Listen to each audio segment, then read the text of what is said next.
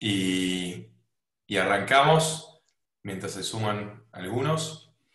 Este, Así que ya nos vamos preparando para hablar hoy de interacciones entre lúpulo y levadura y cómo, a ver si hay alguna manera o no, o está para ver, ¿no? De maximizar el aporte de los lúpulos y de sabores a través de la levadura, ¿no? Esa sinergia este, entre ambos compuestos de la cerveza. Así que, ¿les parece que arranquemos? Y total, la gente se sigue sumando a medida que vamos con los primeros slides de introducción.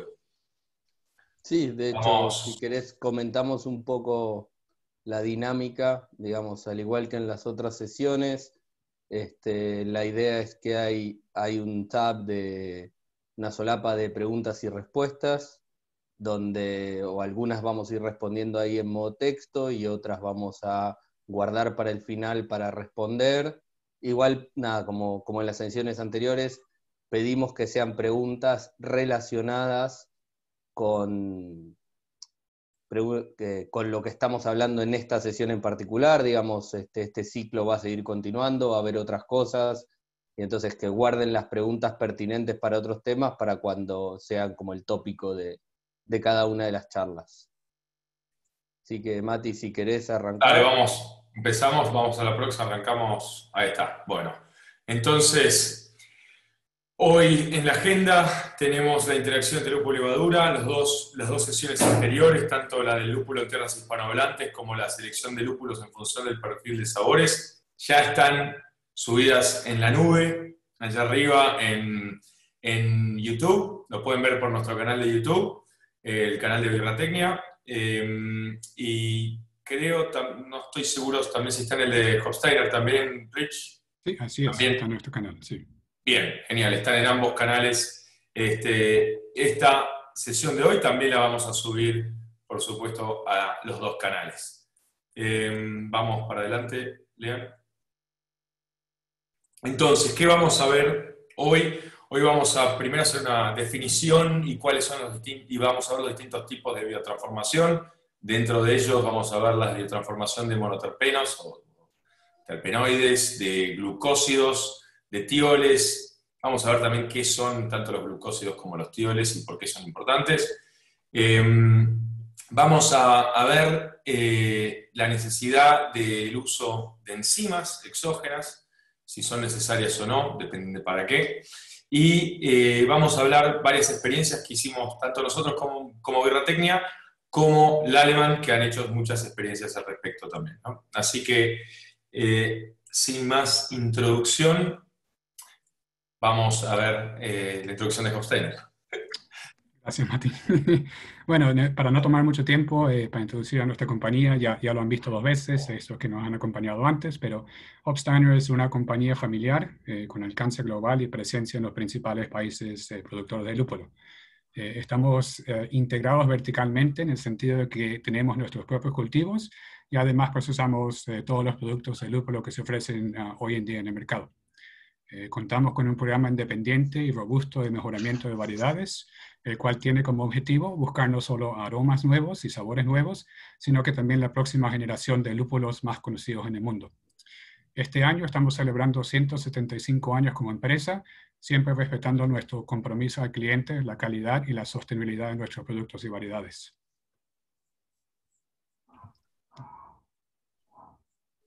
Bueno, y nosotros, bueno, yo soy Mati, el head brewer de Dos Dingos y coanfitrión de Birratecnia. Yo soy Leandro, y head brewer de Placebo y también coanfitrión de Birratecnia junto con Mati. Y hoy tenemos dos invitados de lujo. Estamos junto con Mariano Tisone. Mariano es bioquímico de la Universidad de Córdoba y además tiene un máster en enología en la Universidad de Sacro Cuore de Milano. Es un apasionado por la microbiología de las bebidas fermentadas y los bioprocesos. Y actualmente está cumpliendo el rol de Sales Manager regional de Sudamérica para el Alemán Brewing, representando también, además del Alemán, ¿no?, a AB Vickers y el Instituto de Civil de Tecnología, que son parte del grupo el Alemán. Y anteriormente también Mariano trabajó en otras cervecerías artesanales de Argentina, incluyendo Peñón, en institutos de investigación y brindando capacitaciones y asesoramiento independiente. También tenemos el placer de estar junto con Joan Monastrell, perdón, Joan, que es licenciado en Ciencia y Tecnología de los Alimentos, tiene un máster en Biotecnología Alimentaria en la Universidad de Girona, en España, y actualmente es el Sales Manager técnico del Alemán para España y Portugal, y también representa a AB Vickers y al Instituto de Tecnología de Siebel. Anteriormente también Joan trabajó como Head Brewer y bueno, en Hanpri, me vas a tener que ayudar con la pronunciación, Joan, de la cervecería de Noruega con la que trabajaste. En Holmbrygrid. Perfecto, es una cervecería... son muchas vocales y consonantes juntas para nuestro idioma. Es una palabra así. En Noruega, y también como técnico de investigación y desarrollo en Mahou, San Miguel, en España, llevando a cabo proyectos relacionados con la cerveza artesanal. Su pasión por la cerveza o por el sector artesanal llevó a estudiar distintos cursos de cervecería en Bélgica, Dinamarca, Estados Unidos, Reino Unido, donde en 2017 obtuvo el diploma en Brewing del IBD, que es el Instituto de Brewing y Distilling del Reino Unido, ¿no? Muchas gracias a ambos por estar con nosotros hoy y vamos a la próxima, así nos cuentan un poquito del Alemán. Dale, gracias Matías, Leandro y a Richard por la convocatoria. La verdad que estamos encantados de poder participar y mostrar a toda la comunidad cervecera lo que estamos haciendo. Bueno, para ponernos en contexto, el Alemán es una compañía privada, también es familiar, de origen canadiense, y que investiga, desarrolla, produce y comercializa levaduras, bacterias y otros microorganismos, con el objetivo de gestionar y de optimizar los procesos naturales de fermentación. Todo esto dirigido a la industria agroalimenticia. Como vemos acá, a mi izquierda, la empresa se divide en 12 unidades de negocio que abarcan todos los potenciales usos de los microorganismos en la industria agroalimentaria.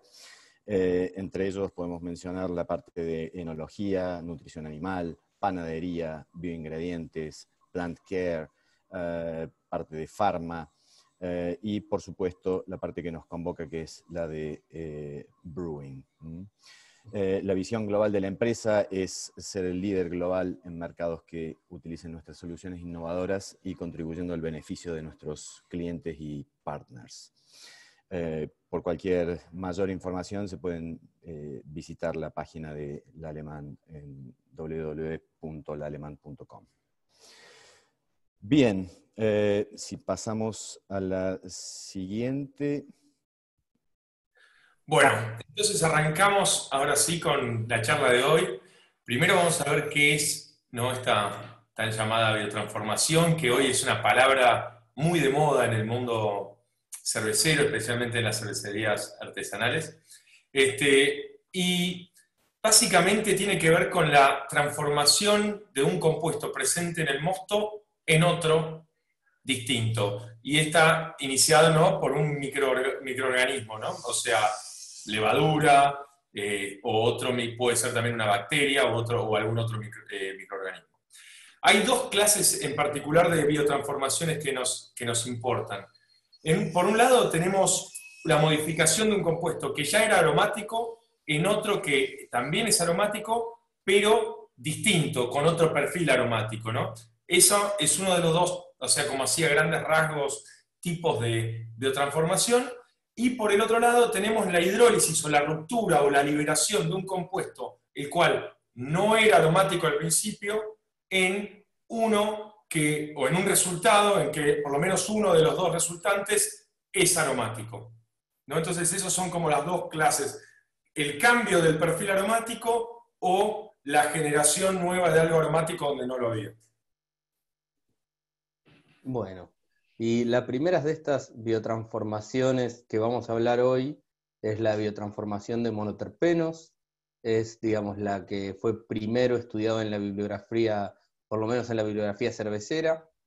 Allá por el año 2003, King y Dickinson publican un trabajo sobre biotransformación de monoterpenos, donde describen lo que está lo que pueden ver en su pantalla a la izquierda, donde tenemos que, por ejemplo, del geraniol podemos biotransformar al citronelol, y también del geraniol podemos ir al linalol y a otras reacciones derivadas, siendo la más importante, al menos en lo que ellos encuentran, la biotransformación de geraniol en citronelol. Y acá en el gráfico que está ubicado a la derecha, es un poco también sacado de este mismo trabajo, donde ellos ven cómo a lo largo de la fermentación la concentración de uno de estos compuestos decrece, y obviamente el resultante es que crece el compuesto en el cual es biotransformado. Además, llevaron a cabo varios otros análisis para efectivamente vincular esta reacción, y no que fuera simplemente una correlación entre que decrecía el geraniol y crecía el citronelol, sino que demostraron que existe el camino metabólico para, en las levaduras, ir de geraniol al citronelol. En este trabajo original solamente se probó en una cepa ale y en una cepa lager. Las dos resultaron que tenían estos mecanismos, pero no, hasta el día de hoy no tenemos muchísima más información sobre qué cepas son o no, digamos, tienen esta capacidad o no tienen esta capacidad, o la tienen en qué nivel de actividad, ¿no? Por ahora es uno de los grandes incógnitas que todavía quedan, como si bien esto se hizo hace unos años, todavía hay mucho camino para recorrer, como nos van a ir contando acá nuestros compañeros del alemán. Y bueno, después hay poco de silencio de radio en lo que es el mundo académico de esto, hay algunos trabajos intermedios interesantes, pero creemos que es bastante emblemático, que es un trabajo del 2014, donde ellos evalúan un poco lo que son los distintos momentos de adición, ¿no? No solamente ven esta biotransformación y reconfirman los resultados de King y Dickinson, sino que además intentan evaluar si la biotransformación ocurre diferente si digamos, tenemos nuestro mosto, hacemos una adición durante fermentación activa, hacemos una adición de dry hop hacia el final de la fermentación, y cómo va cambiando durante la maduración hasta llegar a la etapa de cerveza terminada. Un poco resumiendo, lo que ellos observan es que el contenido de geraniol en la cerveza puede ser aumentado realizando la adición post la etapa de crecimiento de levadura. Es decir, si esperamos hasta que la levadura salga de su etapa de replicación y simplemente estemos en la etapa, digamos, en la parte más chata de la curva, digamos, donde se estabilizó la cantidad de levadura que tenemos en suspensión, ahí podemos conservar más contenido de geraniol. Entonces, eso en los gráficos se ve, digamos, viendo que se estabiliza hacia el final la línea. Después, por otro lado, vemos que el contenido de beta-citronelol, que es generado por biotransformación, no depende del momento de la adición. Acá es una cosa bastante interesante, digamos, acá podemos ver que es el gráfico de abajo, el gráfico C, de la derecha, el de abajo de todo, y si vemos los resultados finales, independientemente de si agregan el lúpulo al momento cero, o sea, con el mosto, o hacen un dry hop a mitad de fermentación, o sea, fermentación activa, y hacia el final de la fermentación, la cantidad resultante de beta-citronelol que obtienen es muy, muy similar. Esto se probó con 4 lúpulos, y con todos salvo uno observaron exactamente este mismo fenómeno, que llama bastante la atención. Como todo en esto, una cosa que nos van a escuchar repetir más de una vez es que esto está sujeto a la levadura, está sujeto a qué lúpulos usamos, hay un montón de variables en juego, y todos estos resultados académicos, la idea es que nos orienten nuestras propias pruebas y nos guíen para hacer distintas experiencias propias para lograr aprovecharnos de estos efectos y a buscar cervezas que nos interesen, por supuesto. Y como última conclusión, podemos ver que el linalol se mantiene estable, o sea que no depende no cambia mucho según el momento de adición. A mí, Lean, una de las cosas que me parece súper interesante de esto, de este estudio, es cómo se hizo mucho hincapié, o se hace mucho hincapié, hay las malas lenguas, de cierta manera, de la industria cervecera, se habla mucho de la biotransformación solamente pasa en la etapa activa de fermentación, o sea, en plena fermentación, en alto Krausen, o como sea que le dicen distintos jugadores, distintos cerveceros. Y realmente cuando uno ve estos gráficos, la conversión a beta-citronerol termina en el mismo lugar en la cerveza puesta en el envase, ¿no? Ya sea en el barril o en la botella o en la lata. Entonces, un poco da para pensar, no significa que lo otro no pase nunca, sino que no necesariamente es así siempre. El hecho de que la adición de un dry hop en plena fermentación va a generar biotransformación y una adición tardía en la fermentación no la va a generar, ¿no? O sea, me parece eso como algo importantísimo a sacar de este estudio. Coincido plenamente. Bueno, vamos a algo un poco que se fue hablando un poco más en el último tiempo, otro tipo de biotransformación, que estamos hablando ahora de los glucósidos. Básicamente, primero, ¿qué son los glucósidos? Los glucósidos son una molécula compuesta donde tenemos una parte que es una molécula de un azúcar, ¿no? Que está unida a otro grupo funcional que se llama glicona, pero esa glicona no es que es una aglicona y siempre es la misma glicona. La glicona puede ser un montón de tipos de compuestos distintos. Es decir, que un glucósido se llama cuando está dado este tipo de unión entre una molécula de glucosa a través de un átomo de oxígeno, ¿no? Se forma una unión con un compuesto. Puede ser, y los que son más interesantes en este caso, son las uniones que están atadas a terpenos, ¿no? O a terpenoides, como por ejemplo el linalol. Entonces, ¿qué puede pasar en la biotransformación de glucósidos? Aparece una enzima que genera la levadura, que es la beta-glucosidasa, que rompe esa, o en un término un poco más técnico, genera una hidrólisis de esa unión y se divide en dos esta molécula compuesta, queda una glucosa, que es un azúcar fermentable, y por otro lado, uno de estos terpenos o terpenoides, como por ejemplo el linalol, que es un compuesto aromático. Cuando está puesto como glucósido en sí, no tiene propiedades aromáticas, o sea, por más que sea una parte linalol y otra parte una glucosa, cuando está en la forma de glucósido, esto no tiene propiedades aromáticas. Ahora, si lo logramos romper, ahí generamos tanto la glucosa que se fermentará, o sea, la levadura va a fermentar, si estamos hablando en una fermentación, y por otro lado va como a dejar libre a este linalol, que bueno, se podrá biotransformar a través de la reacción de King y Dickinson en otro compuesto como el geraniol o como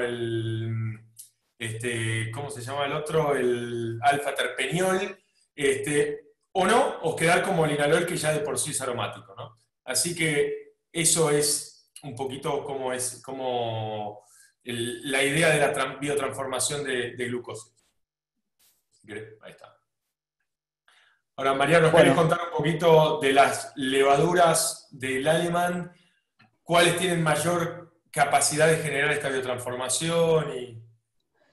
Bueno, ahí tomando un poco lo que muy bien explicabas de esta enzima que tiene capacidades de hidrolizar residuos aromáticos de múltiples digamos, estructuras, ¿no es cierto? No nos estamos solamente restringiendo lo que es linalol. Pero bueno, todo este tipo de glicósidos pueden ser hidrolizados por beta-glucosidasa. Ya desde fines de 2017, desde el Alemán, se empieza a caracterizar cada una de las cepas que se comercializan por su capacidad de producir esta enzima y su potencial uso para generar mayor cantidad o por lo menos un espectro diferente, un perfil diferente de aromas liberados del lúpulo. Podemos ver que en base a los resultados, digamos, la línea que vemos ahí es la media. Las levaduras que sobresalen de esa media, vamos a encontrar a Brie 97, una cepa típica de la costa oeste. También tenemos a Belle Saison, que es una levadura típica, una farmhouse ale francesa, Saison. Tenemos a la cepa New England, una típica cepa de la costa este, y también tenemos con buena capacidades de biotransformación a la cepa ale alemana Köln. Por supuesto, este primer paso en la caracterización de las cepas del alemán ha continuado. Se están haciendo mayores caracterizaciones de todas nuestras cepas y es lo que vamos a comentar un poco más adelante.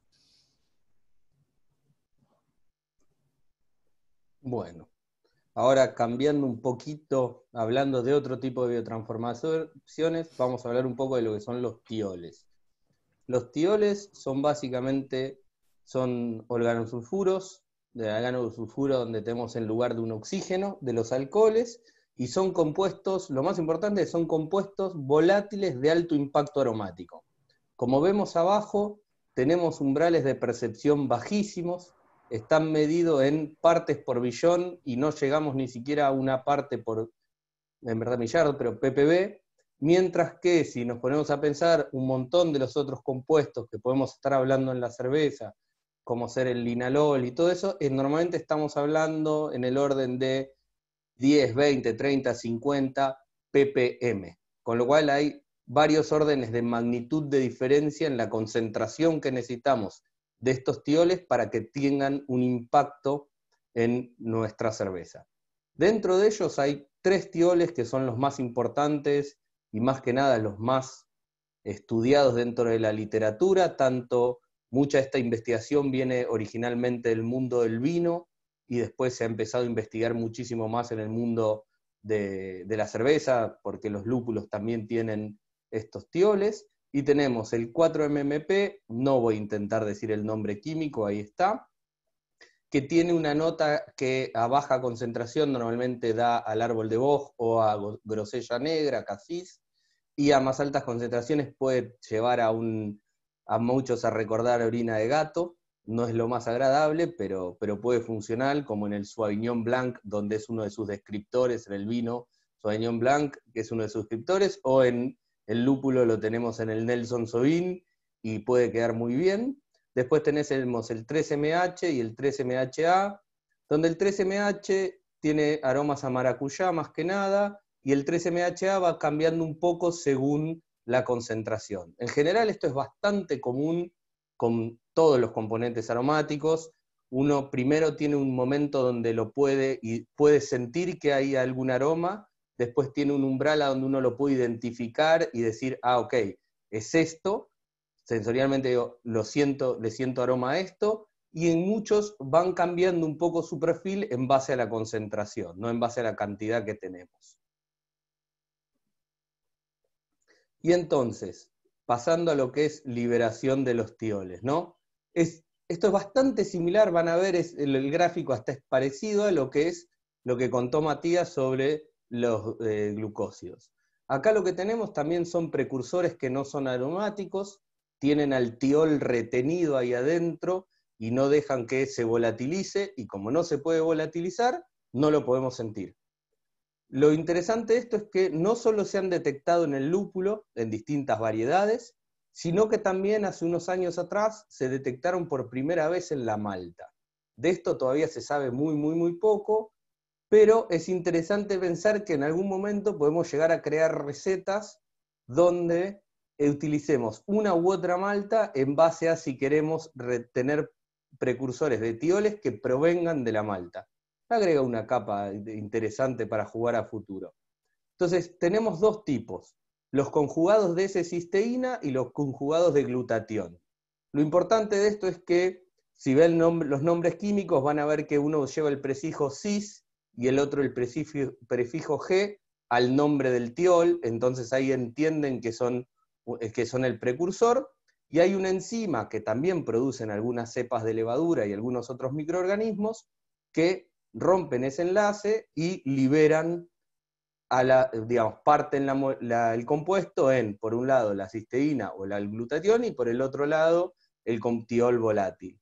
Una aclaración es que en verdad son proprecursores, es decir, hay una proteína que tiene ligada al precursor, pero bueno, no viene demasiado al caso, pero esto es importante si en algún momento empiezan a mirar qué enzimas tiene un preparado comercial para liberar los tioles, lo que van a ver es que normalmente hablan de dos enzimas distintas porque se requiere como de una etapa dual primero para después que trabaje la beta ligasa.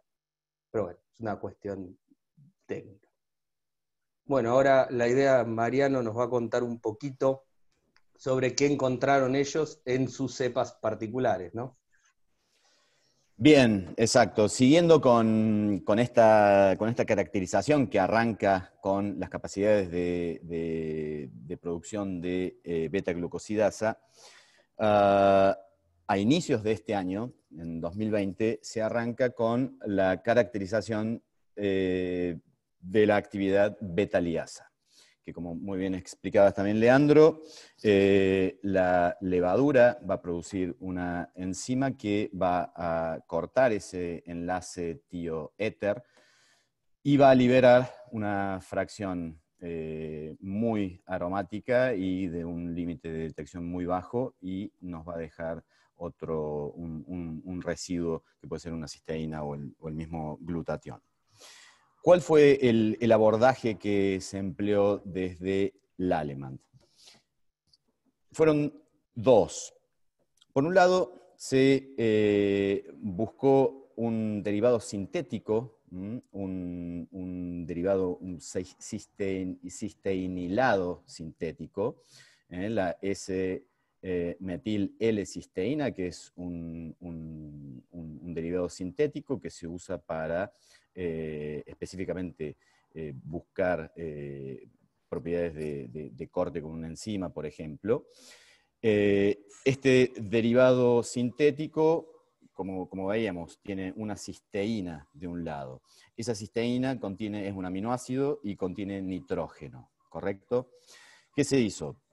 Se agarró todas las cepas de levadura, se las somete a un proceso de deprivación de nutrientes durante unas 48-72 horas en un medio libre totalmente de cualquier fuente de nitrógeno, a manera de que ellas utilicen todo el nitrógeno interno y de lavar de alguna forma el background metabólico que puede haber de nitrógeno.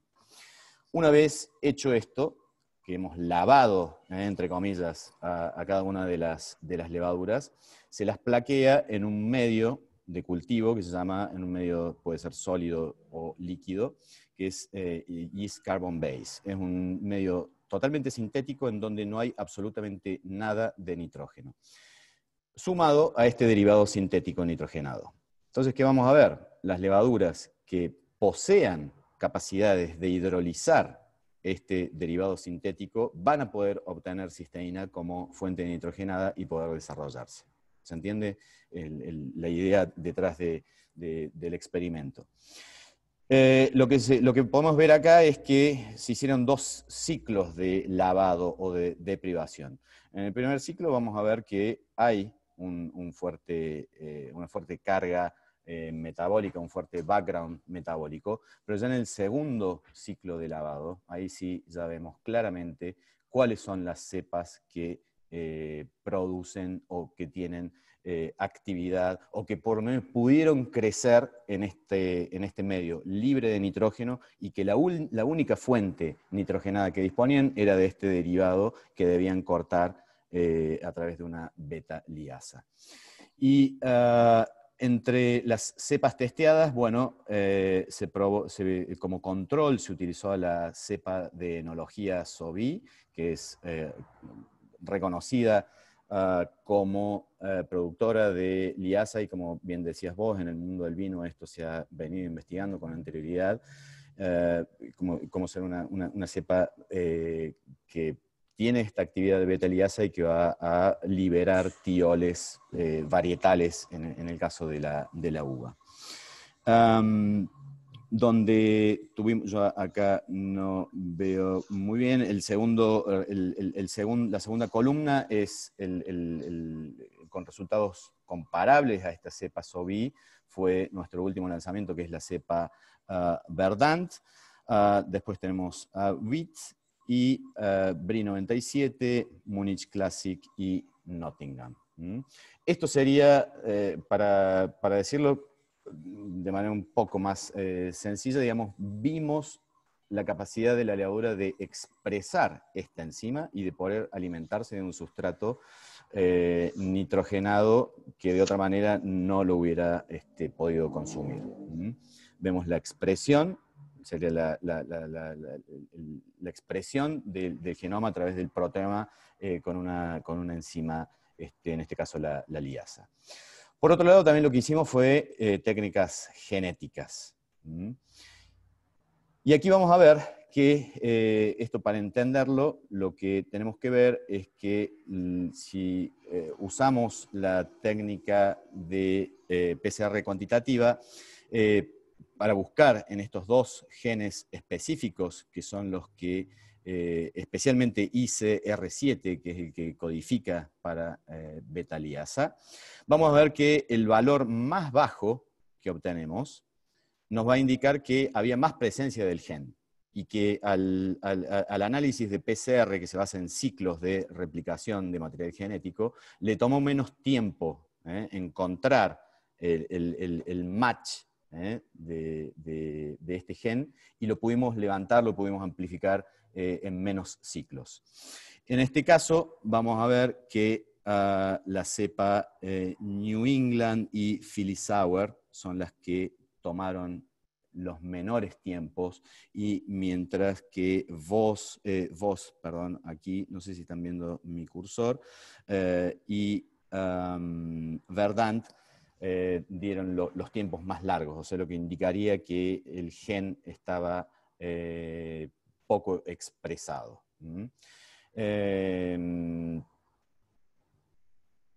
Ahí está.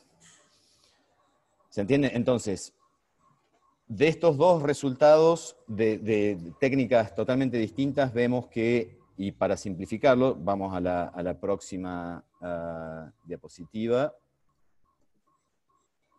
pudimos clasificar un poco los resultados obtenidos en base a estos dos métodos, y en base al método de metabólico, por alguna manera llamarlo, digamos, el método en placa, a través de este derivado sintético, las que dieron altos niveles fue tanto la cepa Verdant como Wheat, por supuesto, el control que no sé si estaba ahí, SOVI, mientras que para la técnica de PCR cuantitativa, New England y Philly Sour fueron las que dieron mejores niveles de cantidad de copias del gen. Entonces, la tendencia, a ver, sumado a esto, hay toda otra serie de estudios en curso que ya es en producto terminado, y en donde se analiza mediante gas cromatografía los tioles liberados. Y eso no lo podemos adelantar ahora, pero ha dado otros resultados distintos a esto también. Lo que sí podemos decir hasta el momento es que la tendencia indicaría que tanto Verdant como la cepa Wheat, anteriormente llamada Munich, Esta es una cepa de trigo de tipo belga. Están, digamos, tanto en el método metabólico como en el método genético, tienen buena actividad en ambos métodos. Y Diamond, una cepa lager pura, Saccharomyces pastorianus, en ambos resultados esto ha dado niveles muy bajos. Por lo que hasta ahora, ¿qué podemos decir? Que no es trivial predecir en base a la actividad enzimática de cada una de nuestras levaduras, y tampoco es trivial, digamos, poder predecir en base a esa actividad enzimática que vamos a poder tener tioles liberados. Hay muchos factores a considerar con todo este tema de biotransformación. Por supuesto, la búsqueda continúa y van a venir más resultados, más información. Ya le vamos a adelantar. Bueno, gracias Mariano. Pasamos entonces al tema de las enzimas exógenas. O sea, como vimos estas dos biotransformaciones, tanto la de los glucósidos como la de los tioles, usan una enzima, ¿no? O sea, que es enzima generada por los microorganismos. En este caso, lo que queremos ver es, cuando hablamos de enzimas exógenas, significa enzimas agregadas. ¿Pueden estas enzimas haber estado generadas por microorganismos y sintetizadas en un laboratorio?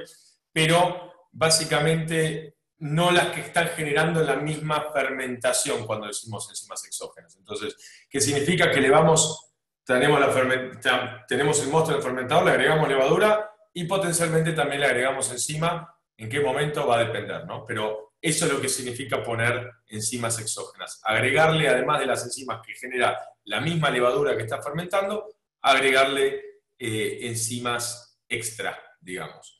Y en cuanto a esto, hay un trabajo en el 2017 también del equipo de Schellhammer, con Sharp y Stinsels, que lo que hicieron fue lo siguiente: pusieron un mosto al cual le agregaron un glucósido que saben que no está en la cerveza, tiene un nombre bastante largo, el octilglucopiranoside, pero fuera de ese nombre raro significa es un glucósido que no está naturalmente ni en los lúpulos, no está en el mosto, ¿no? Es digamos un glucósido sintético o externo que no estaba.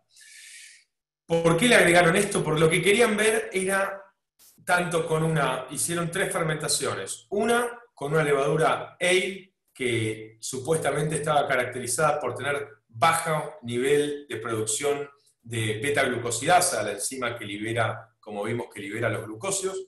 Otra con una levadura ale que supuestamente tenía alta capacidad de producción de beta-glucosidasa. Y a una tercera que lo que hicieron fue, le agregaron la enzima esta exógena, una beta-glucosidasa exógena, para ver cómo daban los resultados de cuánto de esta aglicona que estaba pegada, que era parte de ese glucósido, quedaba liberado en la cerveza al final. Entonces después midieron, no son 3, son 4, porque también hicieron una muestra control a la cual no le agregaron nada de esto. Entonces, ¿qué pasó? Bueno, es súper interesante saber que tanto la fermentación que estaba hecha con la levadura con alta como baja producción de beta-glucosidasa, no lograron diferencias tan grandes. El nivel de utilización o de liberación de este glucósido fue cerca del 10% del total que le habían agregado. En cambio, la única manera que lograron el 100% de liberación es con el adicionado de la enzima exógena o la enzima externa. Esto, a ver si ya pasamos a la próxima, el próximo slide. Esto da lugar a poder realizar muchas experiencias, porque ¿no? Nos podemos preguntar, ok, buenísimo, entonces si queremos lograr una biotransformación de glucósidos total, vamos a tener que contar con una enzima exógena, si no va a ser solo las pequeñas diferencias que pueda hacer una a la otra. Ahora, una de las cosas a resolver por las experiencias es ¿siempre nos conviene hacer esto o no? Y no sé, vamos a verlo. Pasamos a la experiencia que hicimos nosotros desde Birratecnia. Básicamente agarramos una de las cervezas estándar de 2 Dingos, la OSI IPA. En este caso son 2 experiencias con 2 enzimas distintas. Tenemos la muestra control, que es la estándar, que está hecha con la levadura estándar y sin ninguna enzima exógena. Tenemos una que usamos con beta-glucosidasa y otra que usamos con una beta-liasa. Es decir, en un caso queríamos ver qué impacto tenía la biotransformación esta de tioles, y en otro caso, qué impacto iba a tener la biotransformación de glucósidos. Nosotros, los resultados que tuvimos de estas experiencias los hicimos pasar a través de un panel de cata con cerca de 30 participantes, la mayoría o jueces de JCP o cerveceros o gente de la industria, es decir, dueños de bares o gente que está muy metida en la cerveza.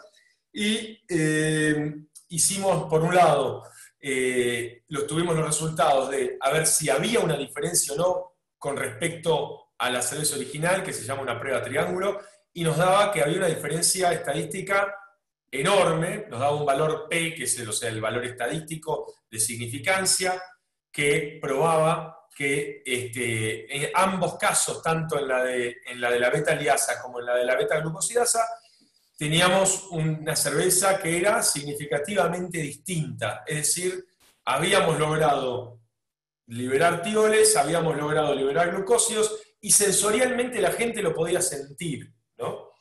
Entonces, pero ahora, ¿qué sintieron, no? Se generaron estas bombas tropicales, que es lo que normalmente se habla con la biotransformación. Bueno, en este caso, por más que Lean y yo cuando estábamos al lado del fermentador pensábamos que sí, pero porque teníamos un sesgo bastante cervecero, cuando nos vimos a través del panel de cata, los resultados nos daban que ambas cervezas eran más resinosas, eran menos tropicales, tenían menos aroma y sabor tropical, cítrico, menos a fruta de carozo, y en general eran más resinosas, un poco más terrosas, un poco más herbales, algo más de pasto, ¿no? Entonces nos da a pensar, ¿no? Nos hizo pensar. Esto no significa que nunca vamos a tener, ¿no? Porque acá lo que probamos no es que nunca se puede tener con esta biotransformación cervezas tropicales. Lo que probamos es que no siempre. O una de las cosas que no es que probamos al mundo, porque no somos los primeros en hacer esto, pero nos probamos a nosotros mismos que no siempre, no tenemos por qué hablar como la biotransformación, como esa cosa, ese milagro que nos va a salvar nuestras cervezas y nos va a generar esas bombas para cervezas de estilo New England que siempre van a ser tropicales y bombas de fruta de carozo y tropical. En este caso, ¿cuál fue Lean, o sea, cuál fue el comentario que más escuchamos? Que se parecían más a qué estilo y no a qué otro estilo. Claro, partimos de una cerveza, digamos, una IPA, cuyo perfil es bien tropical, y terminamos con 2 West Coast IPAs, digamos. Una cosa que levantó el panel de cata y que nosotros también, cuando las probábamos, conscientes y haciendo pruebas triangulares, ¿no? Intentando limitar nuestro propio sesgo, lo que notábamos era eso, que se habían transformado la cerveza en cervezas más de costa oeste tradicional, lo cual no necesariamente era malo. Cabe recalcar que esto fue hecho con lúpulos bien tropicales y que estaría buenísimo repetir este tipo de ensayos con otros lúpulos más tradicionales, a ver si el resultado es distinto. Como en todo hay infinitas variables, pero un poco lo que a nosotros nos recalcó esta experiencia era la importancia de trabajar con un panel de cata, la importancia de no dejarse sesgar uno mismo, porque obtener lo que uno está buscando y la autoconfirmación es muy fuerte en estos casos, lo que uno quiere que se dé. Entonces la importancia de eso, y la importancia de que hay que seguir jugando, ¿no? De que una vez algo no resulte como uno quiere, lo que hace es que uno vuelva para atrás y repiense un poco en qué otras condiciones podría funcionar y seguir jugando, que es lo interesante de lo que estamos haciendo después de todo, ¿no? Totalmente. Y bueno, ahora la idea es que Joan nos va a contar un poco de experiencias similares que estuvieron trabajando en Europa, un poco con la misma idea. Exactamente. Bueno, primero de todo, agradeceros la invitación y la organización de estas sesiones tan interesantes, tanto Viractenia como Hofsteiner. Eso es lo primero. Agradecer también a los asistentes. Y bueno, básicamente mi contribución aquí en esta sesión sería comentaros un par de pruebas que hicimos de la docena que conducimos en los dos últimos años a nivel internacional. Hemos hecho pruebas con un preparado enzimático que teníamos en la empresa, en el alemán. Entonces, bueno, aquí os aportaremos resultados tanto a nivel sensorial como a nivel más analítico de dos de estas pruebas. ¿De acuerdo? La primera de ellas es en Napervier. Esto fue cerca del 2018, si no lo digo mal. Entonces, nosotros, al igual que vosotros en Viractenia, también a raíz de ver los artículos científicos, todos los movimientos acerca de la biotransformación, pues también pensamos que podríamos hacer pruebas en este sentido y a ver si realmente podíamos conseguir cervezas con mucho punch de aroma. Vale, bueno, eso lo veremos ahora discutiendo los resultados. Entonces, en esta primera prueba con Napervier, una cervecera de Pamplona, en Navarra, en el norte de España, se hizo una prueba, un split batch, es decir, una cocida de un mismo mosto que se partió en dos fermentadores. En uno de ellos fue el control, no se añadió la enzima, y en el segundo se añadió beta-glucosidasa, ese preparado enzimático, a razón de 6 gramos por hectolitro. La cepa utilizada fue la Bray 97 o Brie 97. Seleccionamos esta cepa también por la caracterización previa que habíamos hecho, en donde veíamos que esta cepa en concreto tenía una mayor actividad enzimática en comparación con el resto. Entonces, esto es lo que nos motivó a utilizarla. Y básicamente en esta tablita que podéis ver más arriba, esto es la información un poco simplificada a nivel de receta, ¿vale? El equipo de Napervier, por ejemplo, empezó con un mosto de una densidad original de 13.2 plato y en ese día cero de fermentación, el día de la cocida, digamos, es cuando añadieron el primer dry hop, ¿vale? Como podéis ver, a día 8, es decir, pasada prácticamente una semana, cuando el plato ya estaba bajo, a 1.3, se hizo el segundo dry hopping. Se bajó un pelín la temperatura, de 18 se pasó a 16 y se hizo esta segunda adición de lúpulo. Entonces, las cervezas que se obtuvieron de ambos tanques, tanto del control como del tratamiento enzimático, se degustaron por parte de dos paneles en Canadá. Uno de ellos era un panel general, no entrenado, un panel genérico, y se les preguntaba básicamente cuál de las dos te gusta más, el control o lo experimental.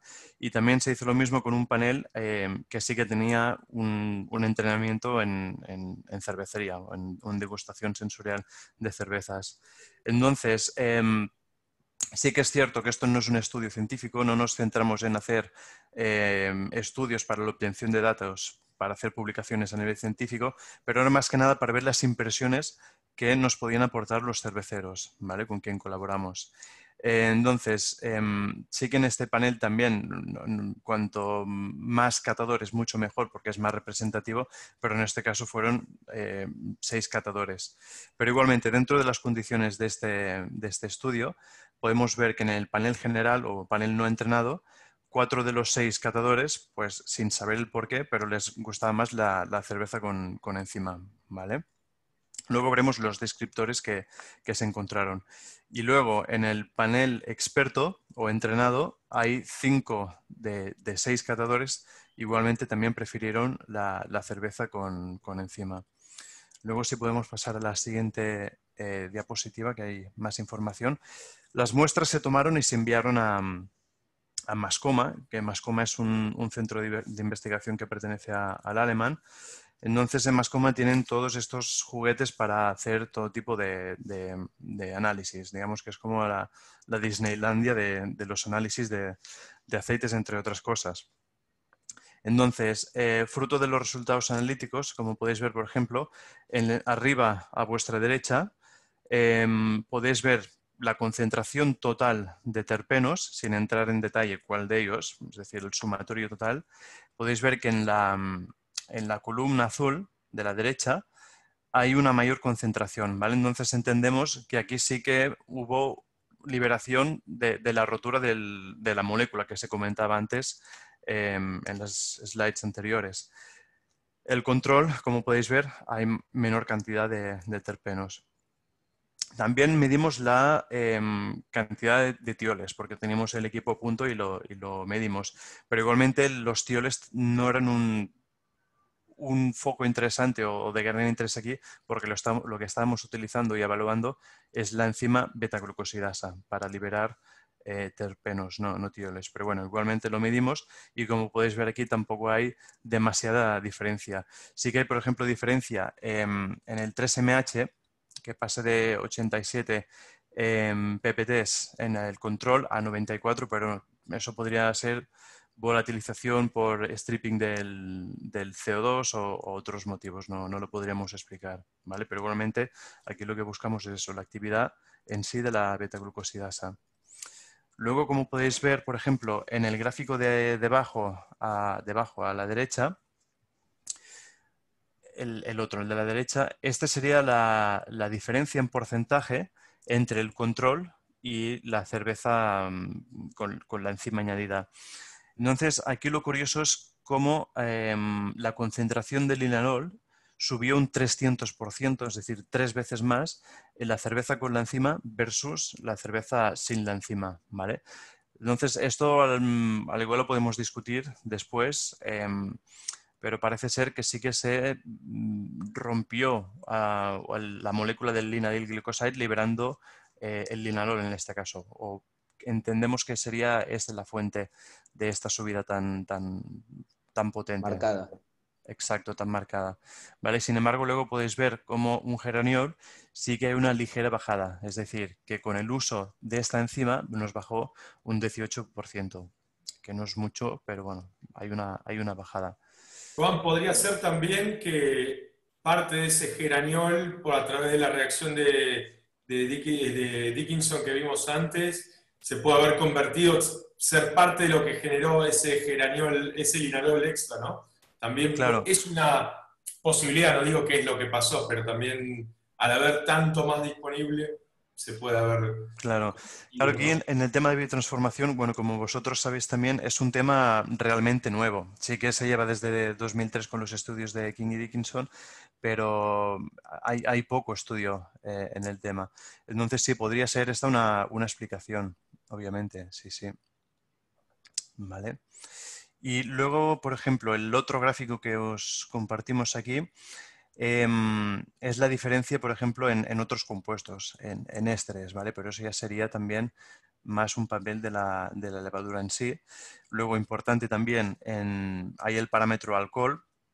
Obviamente, como se ha explicado anteriormente, cuando se rompe el glucósido, se libera un terpeno, pero también se libera una glucosa, la cual va a ser fermentada. Entonces es normal y explicaría la subida de una ligera subida en este caso de presencia de etanol. ¿De acuerdo? Entonces, si podemos pasar a la siguiente. Tenemos más datos de Naparvier. Ahí va. No. Vale, aquí fueron los descriptores fruto de las catas, ¿vale? De las degustaciones. Como podéis ver, había un rango de 1 a 5, siendo 1 bajo, siendo 5 el mayor potencia. Y aquí, como podéis ver, por ejemplo, en rojo es la brutipa, bueno, la cerveza con la enzima, mientras que el azul es sin la enzima. En la hoja de cata se puso el parámetro Hopi, ¿vale? Pero claro, Hopi al final es un término muy, muy genérico. No se entra en detalle si fue tropical o fue más resinoso. En cualquier caso, el genérico Hopi. Se vio que hubo más puntuación de Hopi en la betaglucosidasa que sin la betaglucosidasa.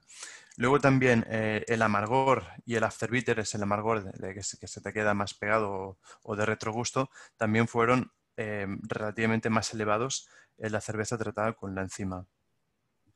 ¿Vale? Estos serían los más significativos de aquí. No sé si tenéis algún comentario o tú, Mariano, siéntete libre de mencionar. Sí, digamos, después por ahí al final, ¿te acordás? Charlamos un poco sobre los dos estudios. No sé si querés terminar de cerrar este y hablamos un poco de los dos estudios y qué patrones encontramos similares a lo que encontramos nosotros, ¿no?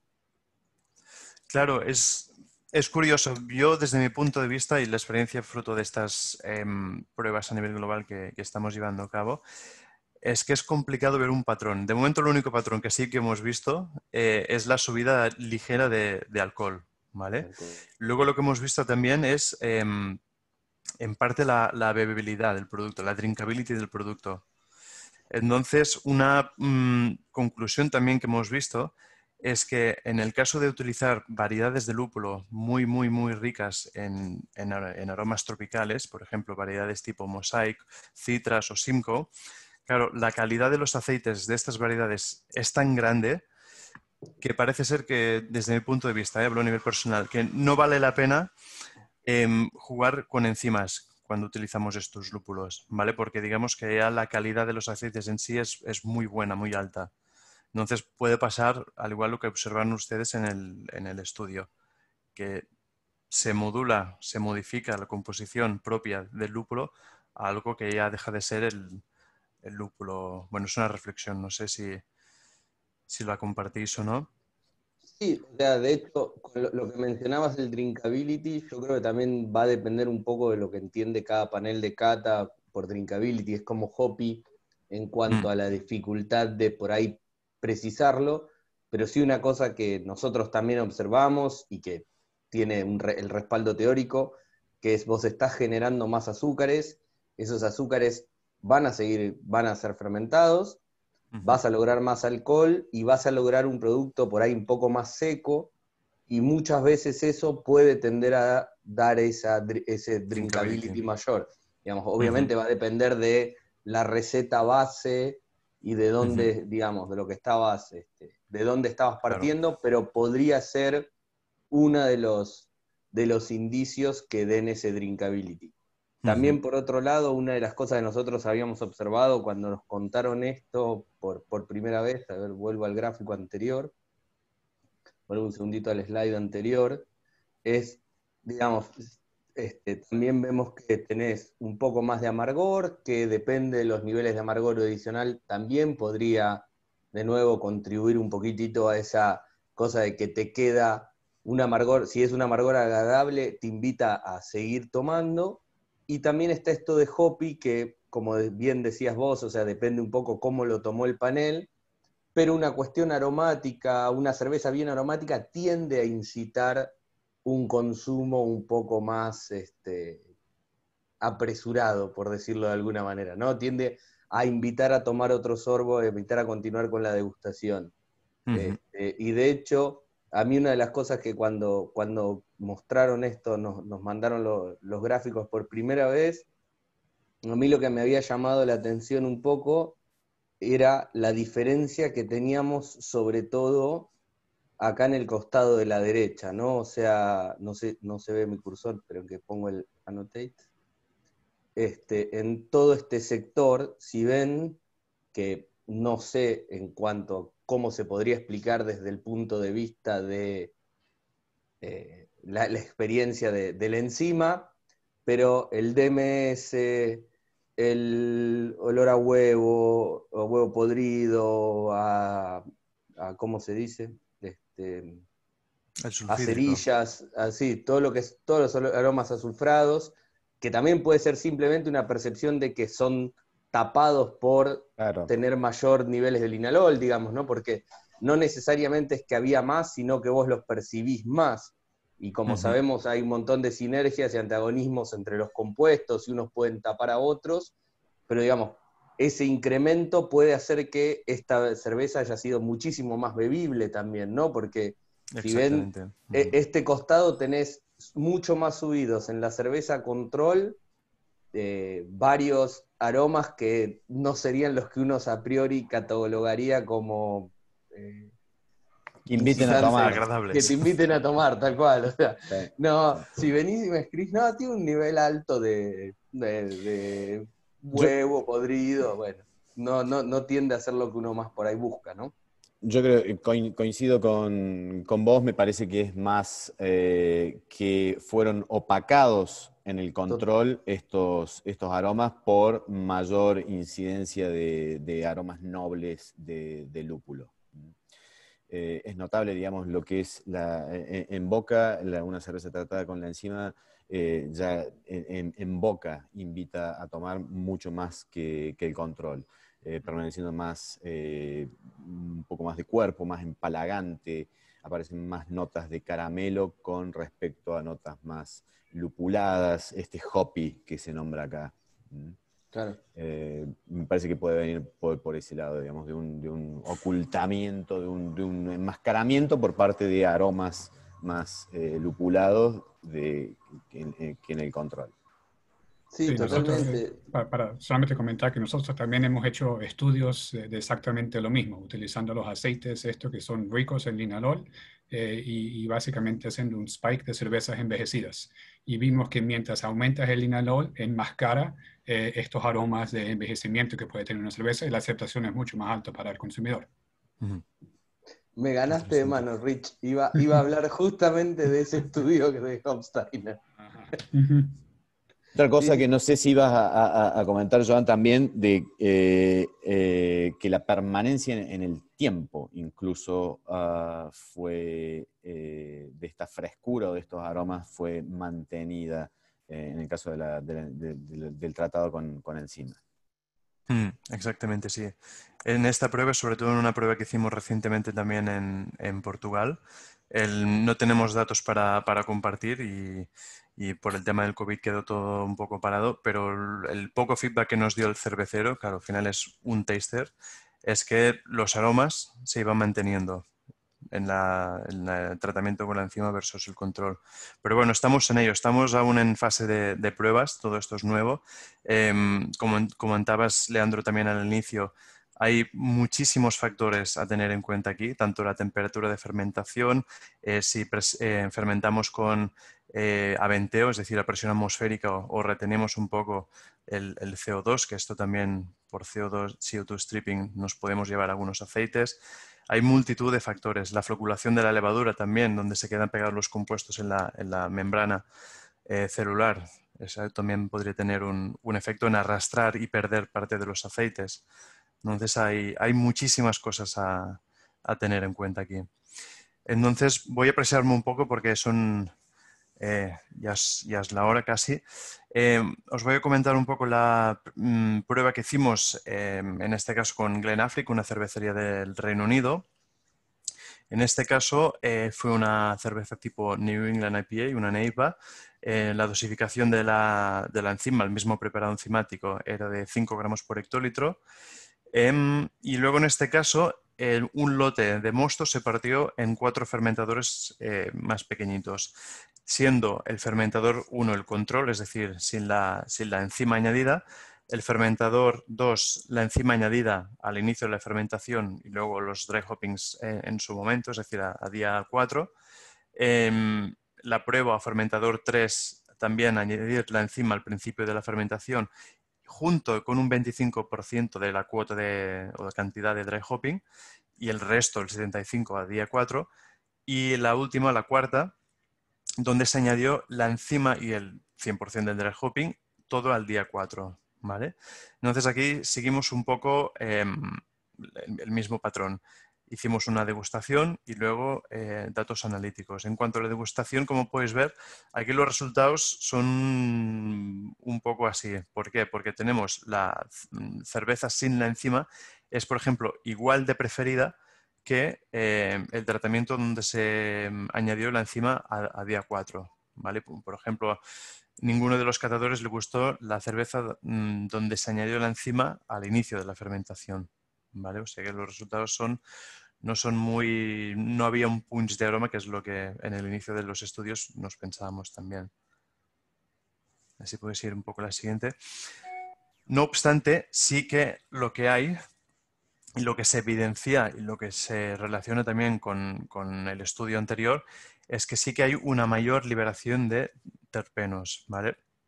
Entonces, una de las posibles conclusiones de aquí es que los datos más tangibles, es decir, o empíricos o a nivel sensorial de un consumidor final, no siempre se correlacionan con los datos analíticos, ¿vale?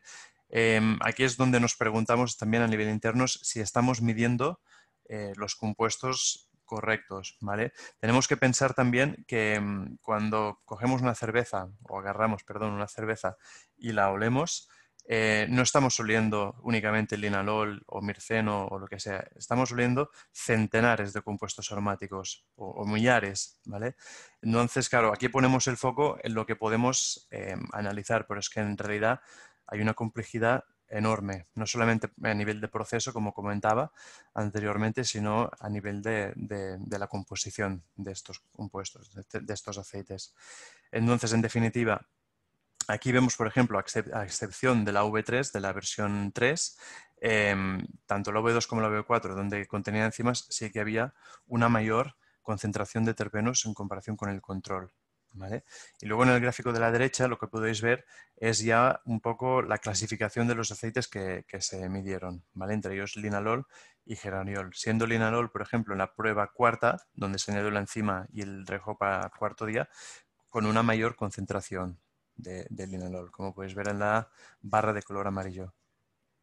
¿Vale? Si vamos al siguiente.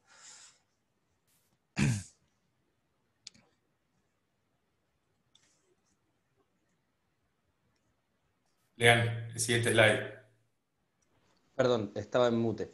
No, un pequeño comentario antes de cambiar de slide. Más allá de lo que, digamos, lo que estabas observando, una cosa que vimos con Matías de esto es que el linalol, que como decías es la barra amarilla, subía bastante en la cuarta versión, digamos, donde tenemos la enzima agregada hacia el final, con lo cual estamos comparando, cuando comparamos la versión 3 y la versión 4, un poco estamos comparando un poco lo que sería un dry hop temprano contra un dry hop tardío, y un poco me hace acordar a los gráficos de Takoy, digamos, porque como repartiste la carga en esos dos, un poco, digamos, tenés eso, y lo mismo con lo del geraniol, veíamos que en el caso 3, que sería la B3, el dry hop temprano, y después el dry hop tardío sería la B2 o la B4, tenemos mayor concentración, que también parece acordar un poco con esto de Takoy, que decía que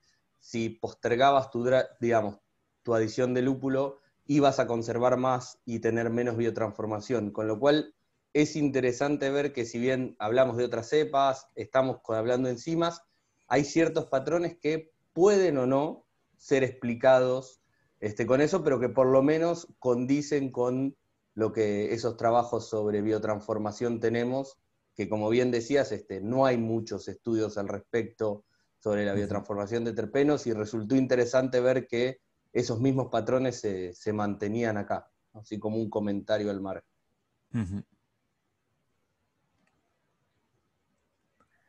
Entonces, aquí tenemos más resultados a nivel sensorial.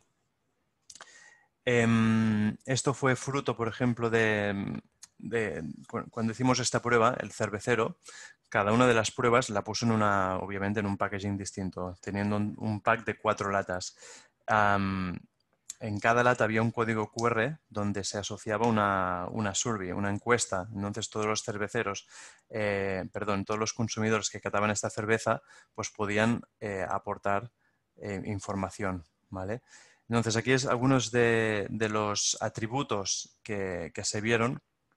Por ejemplo, podéis ver distintos atributos: tropical, floral, maltoso, lupulado, amargo, dulce, ¿de acuerdo?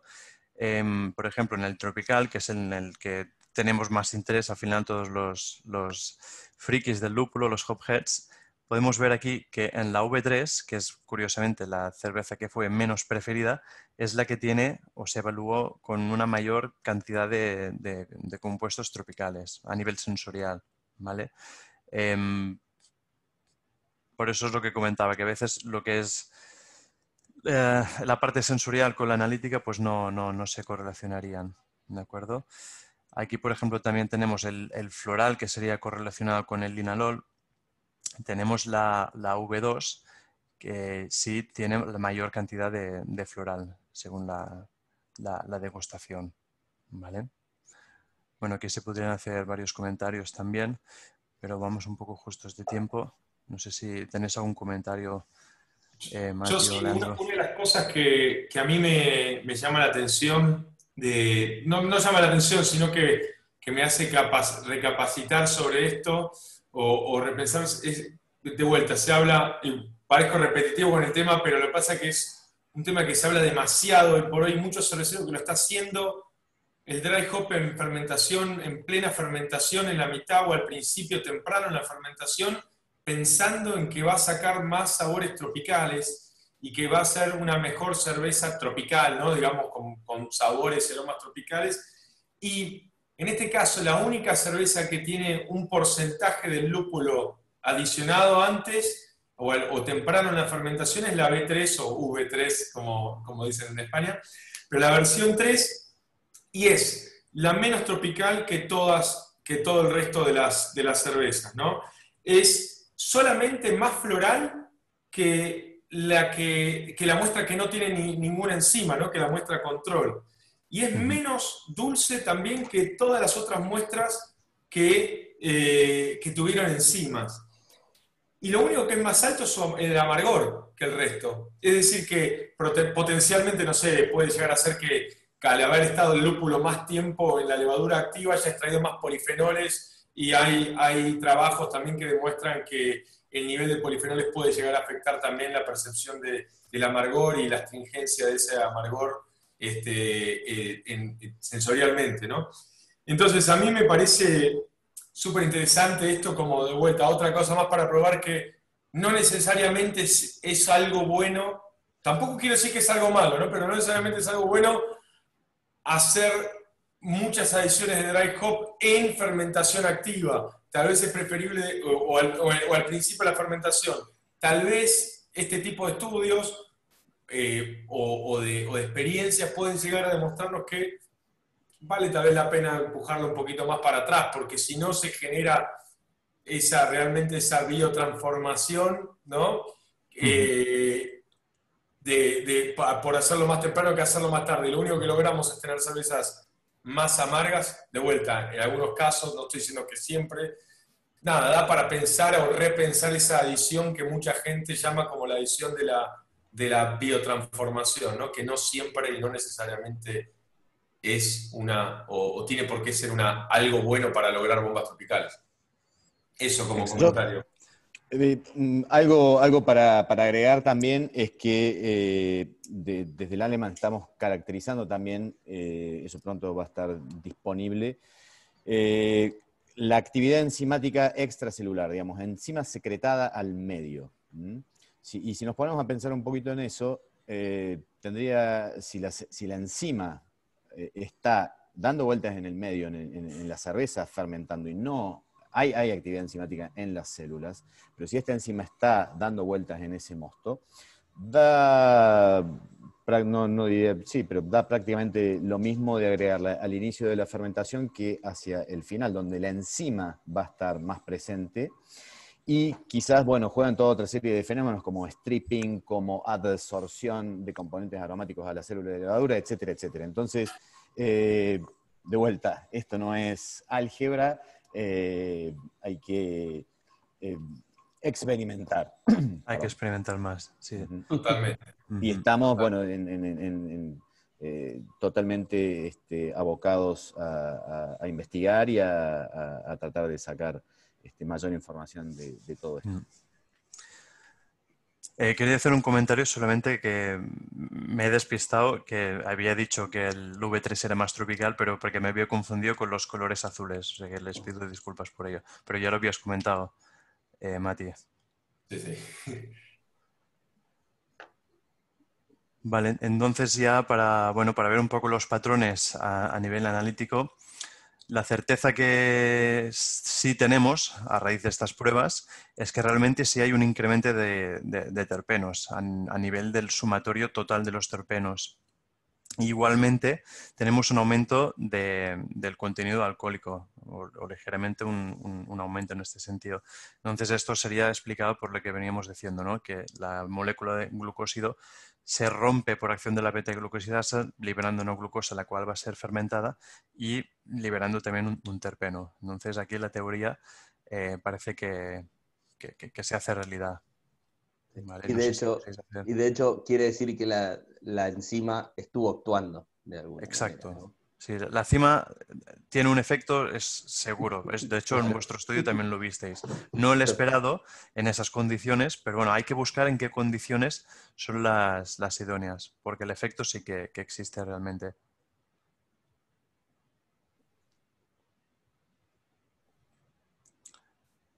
Y bueno, aquí a nivel sensorial también, que es lo que íbamos comentando. Hay un aumento del amargor, posiblemente porque deja la cerveza ligeramente más seca a raíz de esta fermentación de las glucosas.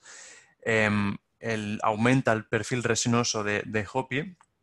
Eso podría ser en las pruebas que hemos hecho, pero vuelvo al tema que comentaba antes. Es importante también la selección del lúpulo para las pruebas, porque lo que manda aquí al final es la composición de aceites. Y volviendo a la reflexión más a nivel personal, yo desde mi punto de vista no utilizaría enzimas de este tipo con aromas o lúpulos aromáticos muy potentes, tipo, como decías, Citra, Simcoe, Mosaics, sino que Sí, haría investigaciones en lúpulos que al igual no sean de este perfil. A ver, creo que la investigación podría ir en este sentido, porque nos aportaría alguna sorpresa, pero es una sensación, vaya. no, la verdad que lo que pensamos también es lo mismo, o sea, realmente creemos que usar lúpulos los que llamamos así como bombas, ¿no? Como puede ser el Sultana, el Lotus, el Eureka, o esos lúpulos que normalmente están pensados que ya vienen con mucha capacidad aromática de por sí, para usar con enzima no necesariamente, o sea, vamos a cambiar y probablemente generemos algo que sea menos aromático. Entonces, tal vez la clave o lo divertido está en experimentar en lúpulos tal vez un poquito más tranquilos normalmente, o que tienen un perfil de sabor que tal vez no es tan tropical, sino tal vez puede ser más resinoso Ujú. originalmente o más herbal, y ver si podemos a través de las enzimas convertirlos en sabores tropicales, ¿no? Y distintos a los que nos pueden dar Exactamente. estos otros lúpulos bomba.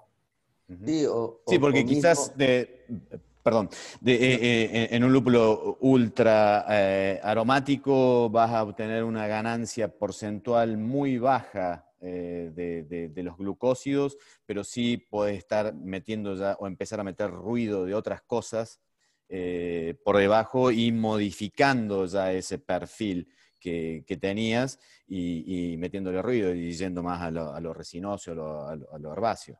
Ujú. sí, totalmente, totalmente. O sea, va a depender mucho de los lúpulos que uses y que estés buscando.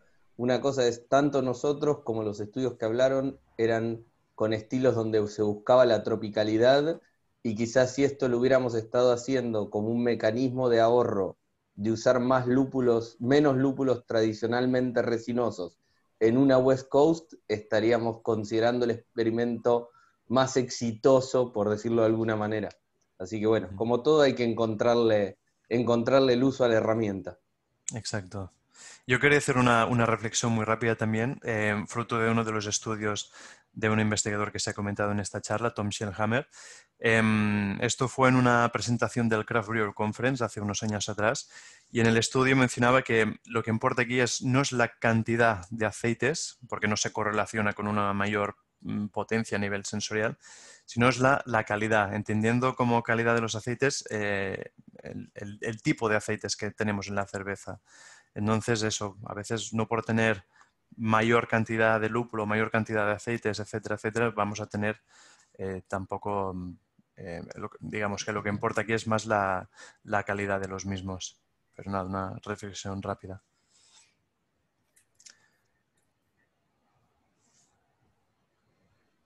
Bueno, y esto también a manera de resumen, esto prontamente va a salir publicado, ya está en inglés, pero la versión en español prontamente va a salir, sobre nuestras cepas específicas para lo que es estilo IPA, con su caracterización en cuanto a lo que es actividad beta-glucosidasa con actividad beta-liasa. Con, por supuesto, las distintas propiedades que tienen las cepas de levadura en producir ésteres, y estos ésteres ligarse o sinergizar con compuestos aromáticos del lúpulo, ácidos orgánicos que se pueden esterificar con compuestos aromáticos del lúpulo, etcétera, etcétera, etcétera. Oxidaciones. Ahí, bueno, para destacar, por ejemplo, el caso de los tioles, muy sensibles a ser oxidados por peróxidos, o sea que tema ácido peracético por ahí dando vuelta, no puede ser muy beneficioso para lo que es los tioles. Rápidamente se van a oxidar a sulfóxidos y cosas más cebollosas y ajosas. Eso a manera de resumen de nuestras cepas. Bien. Listo. Y aquí pues llegamos al punto de todo lo que hemos entendido ahora y qué lúpulos utilizar para maximizar estos componentes y esta biotransformación o reacciones que tenemos con la levadura. Y aquí estamos mostrando solamente unos cuantos de los lúpulos que se comercializan hoy. Algunos son de Hopstein, algunos son públicos. Aquí estamos midiendo los componentes en partes por millón. Y aquí los puntos en tener en cuenta es que el mirceno puede ser de 50 a 60% del componente de los aceites. Hemos visto un poco de las reacciones de mircenos acá, pero aquí hay que tener en cuenta si uno quiere utilizar lúpulos bajos en mircenos, como el Chinook, o algunos en el medio de mirceno, Cascade o Lotus, o altos, siempre buscando el resultado o el perfil que uno quiere en la cerveza, o cómo pudieran interactuar con la levadura. Mirceno verdoso, resinoso y pino. Lo importante también es que aparte del mirceno existen todos estos componentes y aquí falta que hay muchos más componentes que no se han medido acá, que se expresan en muy, muy pocas cantidades. Estos son los principales que están acá. Hablando aquí de humuleno y cariofaleno, estos son los que producen un aroma tradicional en la olla. En el próximo episodio, en 2 semanas, vamos a estar hablando de lupulado eficiente en el lado caliente y vamos a hablar un poco más de estos componentes de humuleno y cariofaleno. Si seguimos a la próxima slide aquí, Lean, que es lo que realmente da más importancia para este episodio, hemos hablado bastante de lúpulos que son altos en los componentes de linalol y geraniol. Dentro de linalol existe Eureka y Sultana, que son lúpulos de Hopsteiner, pero no hay que olvidarse que hay lúpulos, como habíamos hablado antes, que existen en el mercado y han existido en el mercado que por mucho tiempo, que también son ricos en este componente, específicamente el Centennial. Y aquí no estamos mostrando lúpulos, y alguien había comentado ahí que en Argentina se cosecha bullion, y por lo menos el bullion que se cosecha aquí en Estados Unidos es alto en linalol. Entonces eso también pudiera ser un lúpulo que, digamos, de una generación antigua que se pudiera considerar para estas biotransformaciones. Cuando hablamos de geraniol, hay lúpulos igual como el Centennial o Bravo o Sultana que tienen más de este componente. Y bueno, si uno quiere fomentar esta biotransformación de estos monoterpenoides, de linalol y geraniol, hay que elegir estas variedades que son altas de estos dos componentes y se pueden utilizar en el Whirlpool. Y después se puede complementar con lúpulos en el dry hop que ya tienen estos componentes afrutados o bombas tropicales, como estábamos hablando antes. Estos pueden ser Sultana, Soler o Lotus o otros lúpulos que están comercialmente disponibles en el mercado. Y de esta manera se puede maximizar la conversión a beta-acetonilol y así alcanzando estos sabores de lima, limón dulce y a tener esta bomba de lo que estamos hablando de cervezas tropicales. Eso, Rich, me parece interesante porque, o sea, para pensar desde el punto de vista como cervecero, cuando uno arma la receta y pensando en qué lúpulos usar y qué levaduras usar, ¿no? Decir, bueno, listo, tal vez como sabemos que una gran cantidad de compuestos se van a volatilizar durante la fermentación, por el scrubbing del CO2, que es y la fermentación activa, poder tal vez pensar en, bueno, si uso algunos lúpulos que son más, que están más disponibles, ¿no? Porque tal vez son más baratos, más accesibles, en Whirlpool, y si queremos lograr ese como sabor súper tropical, sabemos que tienen alto contenido de geraniol o de linalol, entonces se van a transformar, esos geraniol o linalol se van a transformar en beta-citolenol, que es como decís, ese sabor medio lima-limón dulzón, y ese sabor lima-limón dulzón nos va a empujar tal vez los aromas tropicales que tienen otros lúpulos que agregamos solamente en dry hop, tardío en la fermentación, y se van a complementar ese lima-limón con ya sabores tropicales o aromas tropicales que tiene otro lúpulo, y puede llegar a potenciar eso. Me parece que ahí es donde empieza a estar la experimentación y ver qué lúpulo combina bien con cuál, pero no necesariamente los dos en dry hop y los dos en Whirlpool, uno solo para Whirlpool, otro para dry hop, y es donde deberíamos nosotros como cerveceros experimentar un poco más y ver qué combinaciones se potencian entre sí usando en distintos momentos, potencialmente a distintas temperaturas, etcétera, etcétera, ¿no? Ahí es donde empieza la parte tal vez más divertida para nosotros como cerveceros, para experimentar. Así que genial. Exacto.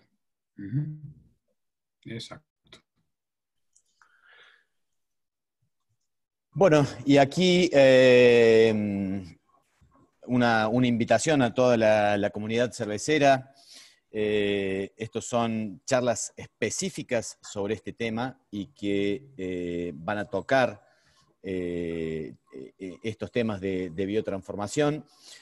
Ahora, dentro de poquito, Laurent Dagan de Niceos va a hablar de aroma potencial de lúpulos y maltas. Algo había hablado Leandro sobre esto, que se han visto tioles en lo que es maltas.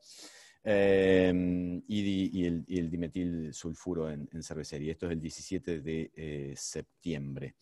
Y después ya ya en el mes de noviembre, Thomas Schellhammer, un referente de la OSU, levadura y beta-glucosidasa, los efectos de beta-glucosidasa en el aroma de la cerveza lupulada. Ahí pueden encontrar la información en este link de cada una de las charlas.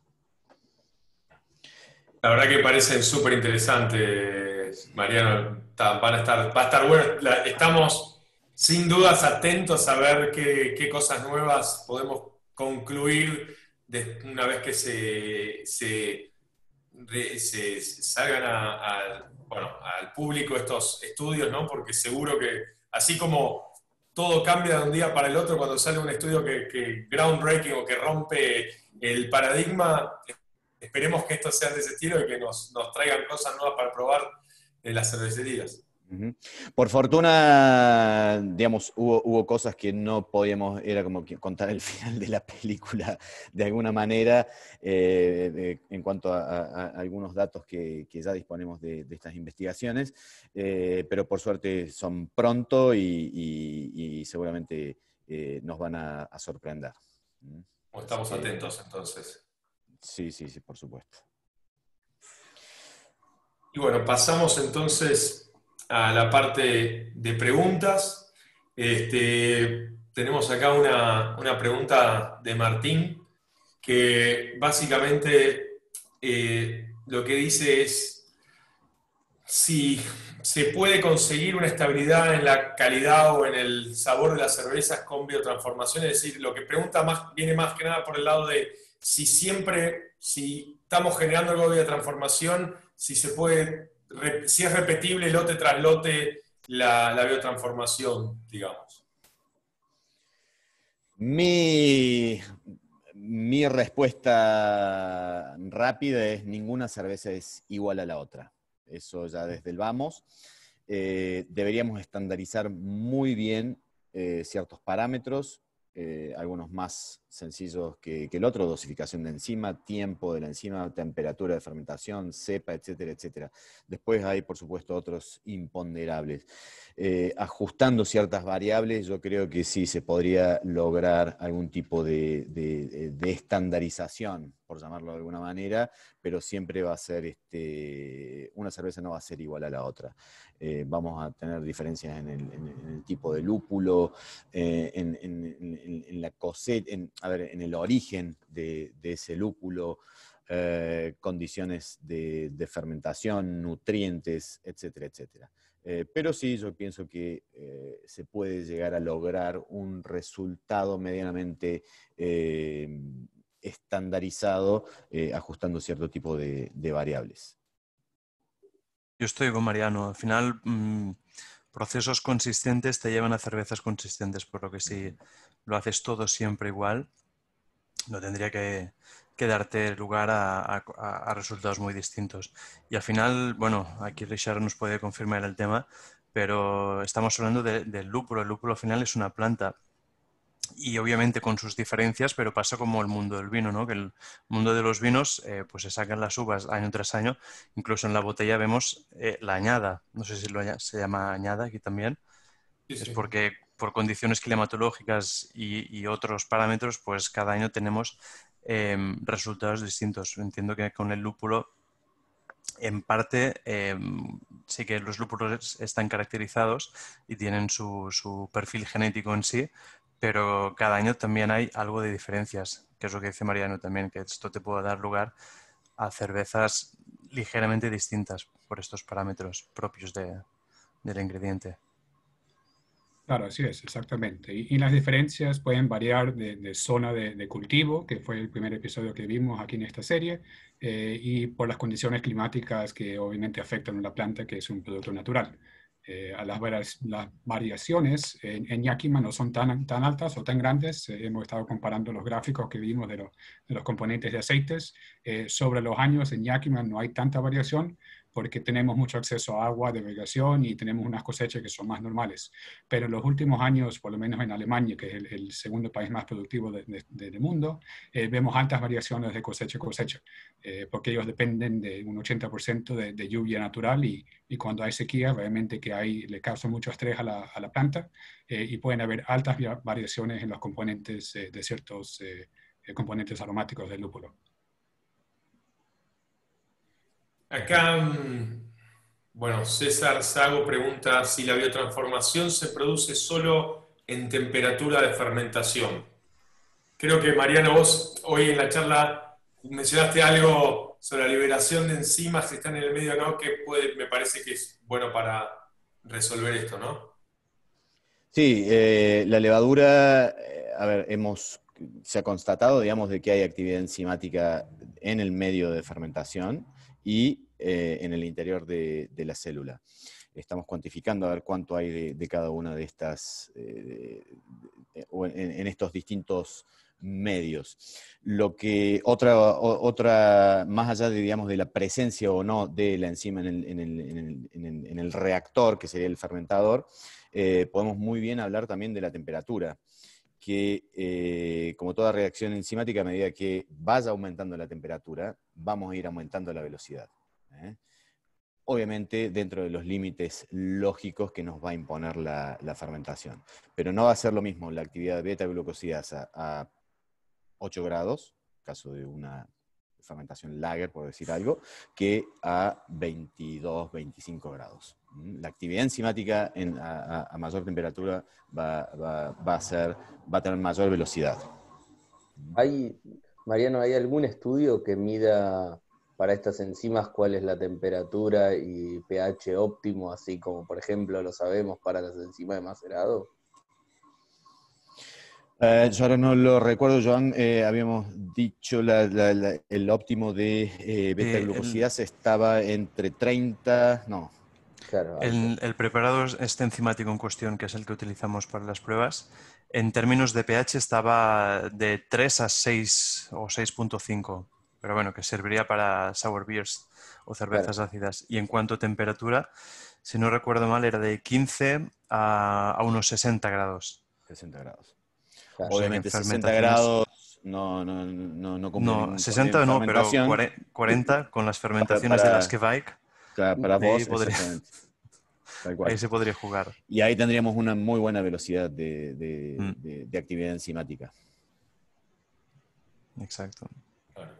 El tema es que también después, si está en el medio, estando en botella o en lata, siguen, o en barril, por más que es a una velocidad mucho menor, porque la cinética a una temperatura de, no sé, de 3, 5 grados es mucho menor, va a seguir ocurriendo y es solo un tema de más tiempo, ¿no? Pero si la cerveza está unas semanas en la heladera o lo que sea, va a seguir ocurriendo, por más que no a una velocidad tan fuerte.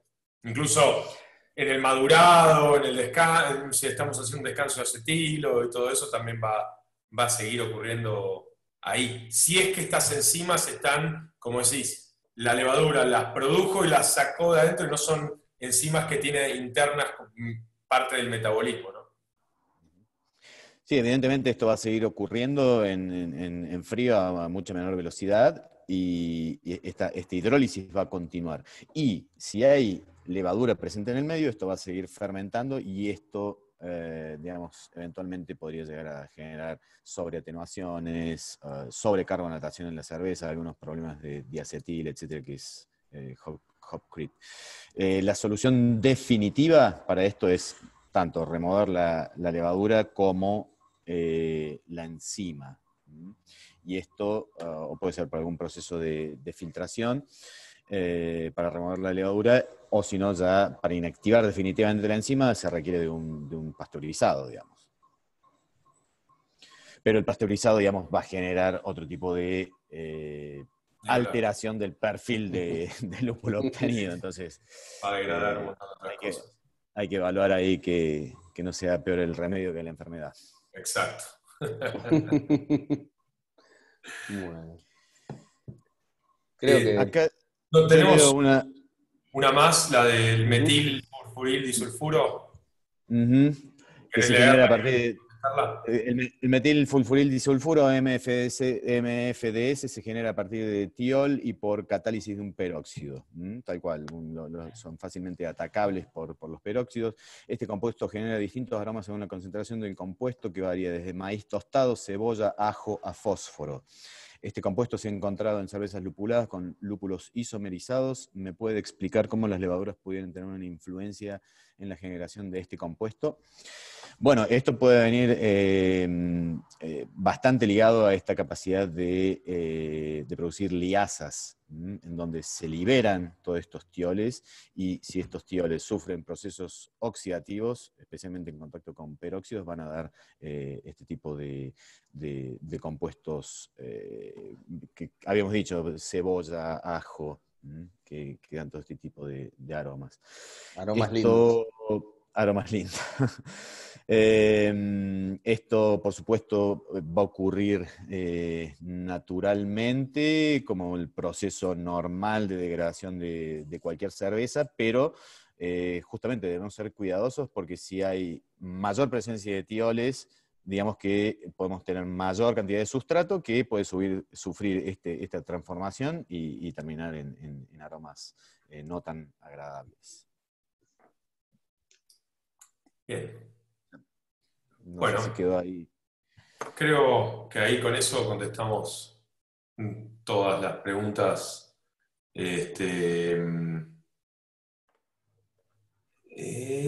Sí, todas las preguntas que tenemos, así que la verdad les agradecemos mucho, tanto Joan como Mariano, por unirse a nuestras sesiones lupuladas, y todo el resto de la gente. Los esperamos el 23 de septiembre, en 2 semanas a partir de ahora, misma hora, mismo lugar, mismo todo, así que nos vamos a ver ahí, y ahí vamos a hablar de lupulado en caliente, cómo maximizar la eficiencia y la efectividad del mismo, algunos mitos que hay sobre el lupulado en caliente, que hay muchos, así como en cada cosa que vamos viendo vamos descubriendo muchos mitos y cuentos de la abuela. Así que los esperamos a todos en un par de semanitas para seguir con estas sesiones. Gracias por sumarse y nos vemos. Gracias, Matías. Gracias, Leandro. Los agradecidos somos nosotros. Y bueno, siempre a disposición para poder mostrar novedades y que sirvan a la comunidad cervecera. Gracias. Gracias. Me sumo a las palabras de Mariano. Muchísimas gracias. Buenas birras. Salud. Salud. Salud. Salud. Buenas noches.